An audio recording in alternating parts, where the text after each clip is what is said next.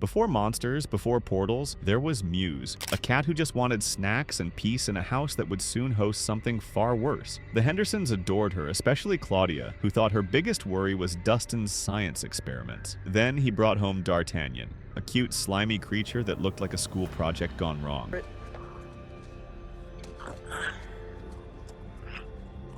I gotta go to school, but I'll be back soon. At first it was harmless, then Mews went missing. Dustin knew before he saw it, that smell, that silence. Dart had outgrown its tank, and Mews had become the meal. It wasn't a villain's death, it was nature from another dimension doing what it does best: eat and evolve. Dustin buried her quietly, lying to his mom that Mews ran away.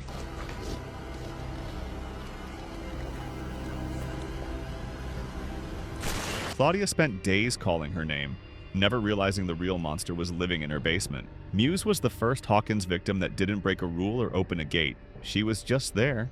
The town's first omen came with whiskers. And if a pet's death could set off this chain of horrors, imagine what happens when the people start dying. What's worse than dying? Dying a hero while everyone swears you were the monster. That's Eddie Munson's curse, Hawkins' loudest outcast and easiest target. He was the kid with a guitar, the wrong hair, and a D&D club the town called a cult. Then Chrissy Cunningham ends up dead in his trailer, and suddenly Eddie's the devil in denim.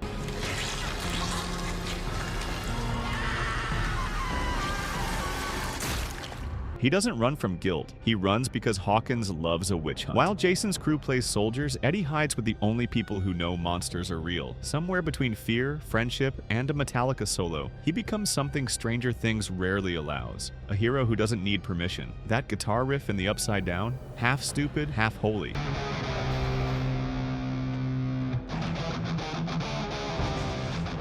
Bats swarming, sky cracking, Eddie grinning like he finally understands what freedom sounds like. He dies mid-solo. A legend, misunderstood and unburied. Hawkins calls him a killer. Dustin knows better. Eddie didn't flee the monsters, he faced them, and the real ones were human. And if Hawkins can twist a hero into a villain that easily, imagine what it does to the people who actually deserved their secrets exposed. Dr. Martin Brenner, the man who made monsters, then acted shocked when they bit back. Hawkins called him Papa, but every kid in that lab knew what he really was: a man who played God with borrowed children. He started it all with Henry Creel, the boy who could bend minds and break bones with a thought. Brenner saw a weapon, not a warning.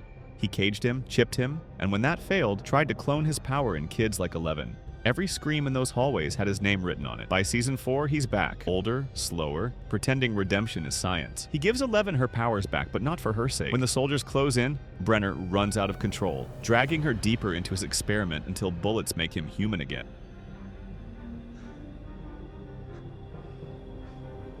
On the ground, bleeding into the desert, he tries to tell her he was right. 11 just walks away. Hawkins finally buries its false prophet. He made gods and died trying to convince one to forgive him. And if Brenner's sins died with him, Hawkins wouldn't still be bleeding through its cracks. Alexei was never supposed to be a hero. He was a guy who loved cherry Slurpees, Looney Tunes, and not being shot by the KGB. He wasn't evil. He was a scientist who signed the wrong contract and ended up helping tear a hole between worlds. Then came Hawkins and a deal with the devil, or rather with Murray Bowman. Dragged into a nightmare of Russians, monsters, and fireworks, Alexei became the heart of season 3 without even trying. He didn't fight, he didn't scream, he laughed. That was his rebellion. For a second, it looked like he might actually get a happy ending. Free carnival, free country, free man. Then someone pulled the trigger. 1 second, he's smiling at a Looney Tunes prize, the next he's gone. Killed for knowing too much about a world that never deserved his optimism.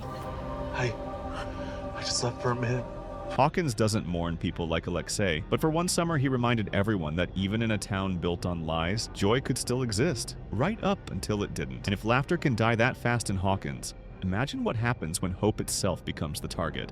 Although Max hasn't permanently died just yet, it would have been a loss not to have her included in this video. Max Mayfield's story isn't just sad, it's haunting. She's the girl who watched her brother die, saving a town that hated him, then tried to outrun the guilt. But Hawkins doesn't let anyone heal quietly. When Vecna came, he didn't just target her body, he went for her grief. By season 4, Max has shut everyone out. She walks through Hawkins like a ghost, headphones on, running up that hill, blaring like a prayer she doesn't believe in. Vecna saw that isolation and cracked it open. Her memories, Billy, the blood, the screaming, became his doorway. That graveyard scene changed everything. When Max starts to float, the audience floats with her. Pure terror, pure heartbreak. And then the song. Kate Bush saves her life, if only for a while. But Hawkins doesn't allow second chances for long.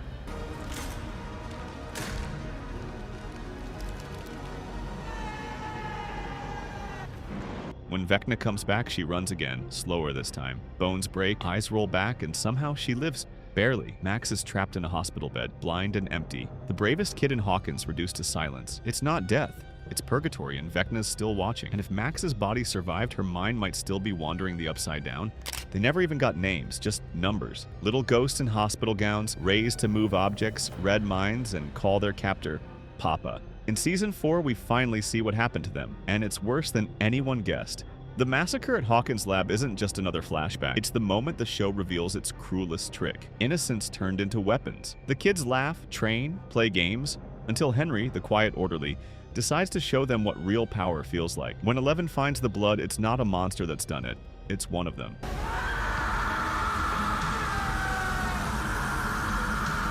Their deaths redefine everything. The monster she's blamed for, the screams that haunt her, they were family, thus wiped out in seconds by the one person she trusted. Every vision after that, every panic attack, is her mind replaying that room. The other kids vanished from memory, but their ghosts built her power. The truth isn't that 11 escaped a lab, it's that she survived a graveyard. And if Hawkins' lab could turn childhood into carnage, imagine what it did to the families left behind. Before Hawkins had monsters, it had the Creels. The perfect 1950s family with the worst secret in town. Victor Creel thought he moved his family to a quiet home, not realizing his son had already brought something darker with him. Henry wasn't possessed. He was born wrong, a child who looked at spiders and saw something to admire. They trapped, paralyzed, consumed, and he learned from them. When the lights began to flicker and his mother started to suspect, Henry decided to end the guessing. The dinner table turned into a seance from hell. Lights shattered, his sister collapsed first, his mother next. Henry stood there, calm, almost proud. By the time Victor found them, his mind broke trying to make sense of it. The newspapers blamed demons. They weren't wrong, they'd just got the species wrong. Henry didn't die that night, he evolved. Brenner found him, locked him away, and gave him a number. The rest is Hawkins' history, or horror depending on who's telling it. And if Henry could turn a family dinner into an origin story, imagine what happens when love itself becomes a weapon. Chrissy Cunningham was Hawkins' golden girl, the cheerleader, the smile, the poster child for everything that looked fine on the outside. But in Hawkins, fine is just code for rotting quietly. By the time Season 4 begins, Chrissy's already cracking. The voice she hears isn't her mother. It's Vecna whispering through the wallpaper. Her death is the one that hurts the most because it's quiet at first. She doesn't die in battle or in a lab. She dies in a trailer surrounded by clutter while someone tries to make her laugh. Eddie offers her safety, maybe even kindness, and for a second she almost believes she can escape the noise in her head. Then everything goes wrong. The ticking clock, the floating body. Bones snap like kindling while the lights explode around her. Hawkins loses another soul and Eddie becomes the villain for trying to save her. Chrissy's story isn't about death. It's about appearances. She hid her pain behind a smile, and Hawkins applauded her for it. Vecna didn't create her suffering, he just gave it shape. And if Hawkins could twist comfort into cruelty that fast, imagine what it does to the people who built those walls. Bob Newby never should have been in Hawkins. He was too kind, too normal, too Radio Shack for this town. He thought monsters were movie things and that the biggest problem in life was missing a turn on the way to work. Then he started dating Joyce Byers and found out her house had more portals than windows. Bob was the dad the Byers boys deserved. He brought breakfast, logic, and hope to a family that hadn't seen daylight in years. But logic doesn't work in Hawkins. When the Demodogs invaded the lab, Bob didn't hesitate. He ran through fire alarms, reset systems, and somehow kept smiling. He made it almost to the exit, that perfect second of relief before the universe remembered what show he was in. One wrong turn, one shadow in the hall, and it was over. Joyce screamed his name, and for a second, even the monsters seemed to pause. Bob's death wasn't about horror, it was about heartbreak. Hawkins eats good people, and Bob, he was the kindest meal it ever had. And if courage couldn't save Bob, imagine what happens to those who never had any to begin with. Heather Holloway was the lifeguard who vanished without a ripple. No monster chase, no epic showdown, just a quiet summer job that ended in something much worse. She smiled,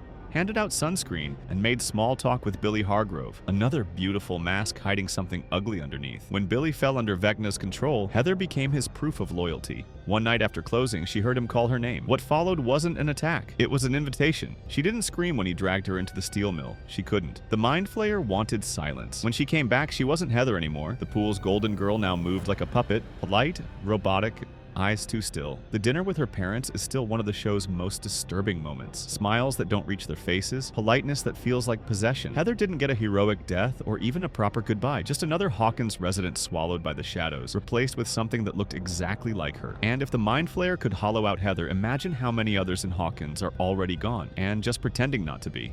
Hit like and subscribe before Mews comes back for revenge. Trust me, you don't want to hear that scratching at 3 a.m.